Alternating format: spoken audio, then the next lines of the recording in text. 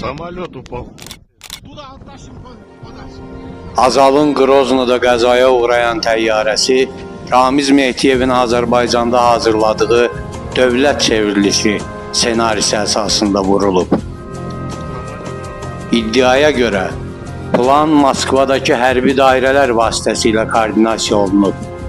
Əsas əlaqələndiricilərdən biri uzun müddət Bakıda Moskvanın adamı sayılan General Nəcməddin Sadıqov idi.